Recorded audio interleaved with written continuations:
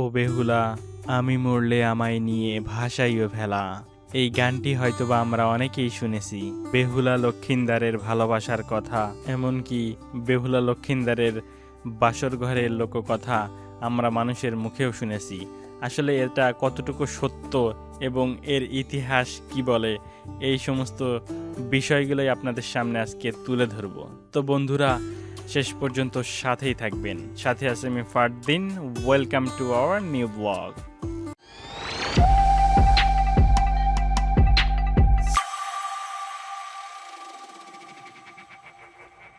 এখানে জনপ্রতি 30 টাকা দিয়ে টিকিট কাটতে হয়। বিভিন্ন ধরনের লোকের জন্য বিভিন্ন ধরনের টিকিটের মূল্য নির্ধারণ করা হয়েছে। বগুড়া সদর উপজেলার 11 কিলোমিটার দূরে গোকুল গ্রামে খননের মাধ্যমে আবিষ্কৃত হয় প্রত্নতাত্ত্বিক এই নিদর্শন। প্রাচীন বাংলার লোককথা মনসামঙ্গল কাব্যের প্রধান চরিত্র বেহুলা। বেহুলার বাসর ঘর নামে পরিচিত হলেও এর রয়েছে প্রত্নতাত্ত্বিক ইতিহাস। এটাকে গোকুল মেধ বলা হয়। সব কথা ছাপিয়ে মানুষের কাছে অধিক পরিচিত বেহুলা লক্ষিন্দারের বাসর ঘর নামে এই পুরাকীর্তি স্থানটি। প্রাচীনকাল থেকেই মানুষের লোকমুখের ধারণা এখানেই হয়েছিল বেহুলা লক্ষিন্দারের বাসর।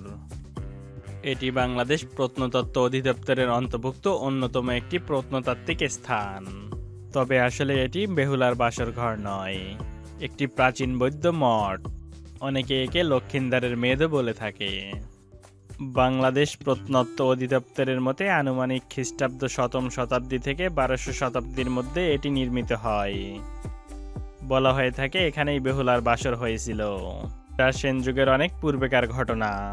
তবে বর্তমানে গবেষকদের মতে এই কীর্তিস্তম্ভ 809 থেকে 847 খ্রিস্টাব্দে দেবপাল নির্মিত একটি বৌদ্ধ মঠ। 1934 সাল থেকে 1936 সাল পর্যন্ত প্রত্নতাত্ত্বিক খননের মাধ্যমে 172টি প্রকোষ্ঠের সমন্বয় 13 মিটার এই উঁচু পুরাকীর্তি ধ্বংসাবশেষ মানুষের সামনে উন্মোচিত হয়। এখানে বহু গর্তযুক্ত একটি ছোট্ট প্রস্তর খণ্ডের সঙ্গে সারের প্রকৃতির একটি স্বর্ণপত্র পাওয়া গিয়েছিল। এ থেকে ধারণা করা হয় এটি একটি বর্গাকৃতির শিব মন্দির ছিল। বিখ্যাত পর্যটক ইবনে বতুতা এবং হিউয়েংসাং তাদের ভ্রমণ কাহিনীতে এটাকে বৌদ্ধ মঠ হিসেবে উল্লেখ করেছিলেন বলে জানা যায়। আবার কোনো কোনো ঐতিহাসিক গ্রন্থে এই মেদকে একটি পর্যবেক্ষণ কেন্দ্র হিসেবে উল্লেখ করা হয়েছে। এটি নির্মাণ হয়েছিল পূর্ণবর্ধনের রাজধানীকে বাইরের শত্রু থেকে রক্ষা করার জন্য। বেহুলার বাসর ঘর দেখতে হলে এই পুরাকীর্তির যে একদম উপরের চূড়াটা আছে, আপনাকে ওখানে উঠতে হবে। ক্ষয়ে যাওয়া ইটের মধ্য দিয়ে আপনার উঠতে ভালোই লাগবে। আপনার দুপাশে দেখতে পাবেন ক্ষয়ে যাওয়া ইট, ধ্বংসাবশেষ, তার চিহ্ন। আসলে প্রিয় দর্শক বন্ধুরা, আপনাদেরকে একটা জিনিস দেখাই।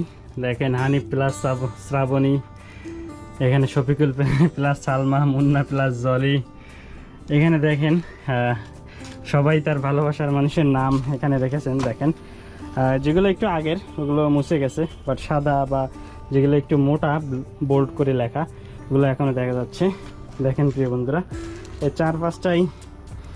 চার পাঁচটাই এরকম। দেখেন, লক্ষিন্দারের পিতা চন্দ্রবণিক বা চাঁদ সওদাগর ছিলেন হিন্দু দেবতার শিবের একনিষ্ঠ পূজারী। তাই তিনি অন্য কোনো দেবতার আরাধনা করতেন না।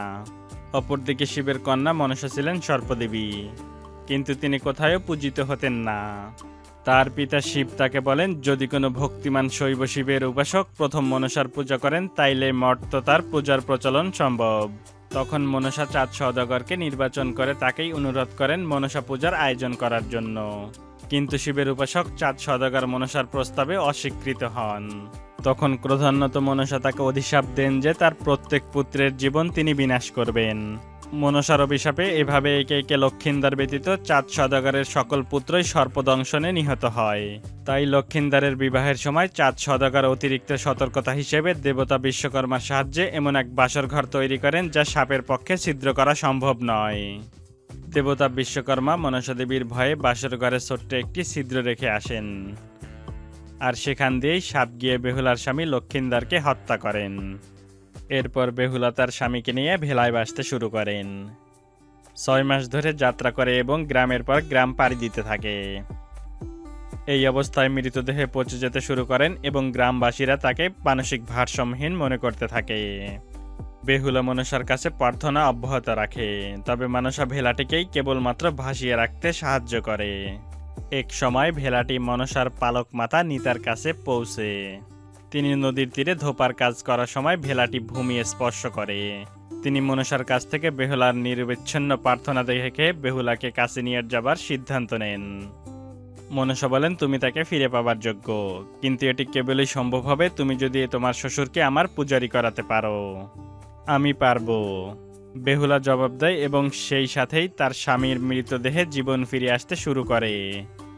তার ক্ষয়ে যাওয়া মাংস ফিরে আসে এবং লক্ষিন্দার তার চোখ মিলে তাকায়। তাদের পথ প্রদর্শক নিতাকে নিয়ে তারা পৃথিবীতে ফিরে আসে। বেহুলা তার শাশুড়ির সহযোগিতায় চাঁদ সওদাগরকে মনসার উপাসনা করতে সম্মত করেন। গল্পকথা বা লোককথার বাহিরে এখানে দেখার মতো কিছুই নেই। আসলে যারা দূর থেকে আসবেন তারা হতাশ হবেন। আর যদিও ঘুরতে আসেন, আসার সিদ্ধান্ত নিয়ে থাকেন, তাহলে এই বেহুলা লক্ষিন্দারের বাসরঘর থেকে একটু দূরে প্রাচীন বাংলার যে রাজধানী ছিল পূর্ণবর্ধন, আপনারা এখানে এসে এই মহাস্থানের গড়টাকে দেখতে পারবেন। এই প্রাচীন বাংলার যে শহরটা ছিল এটাকে রক্ষা করার জন্য এখানে অনেক বড় জায়গা করে এখানে একটা দেয়াল তৈরি করা হয়েছিল, যার ধ্বংসাবশেষ এখনও রয়েছে এই মহাস্থানগড়ে। চাঁদ সওদাগর শুধুমাত্র এই কাব্যরই নয়, বরং সমগ্র বাংলার সাহিত্যের অন্যতম বলিষ্ঠ চরিত্র বেহুলা লক্ষিন্দারের করুণ উপন্যাসটিও তার মানবিক আবেদনের কারণে আজও বাঙালি সমাজে জনপ্রিয়।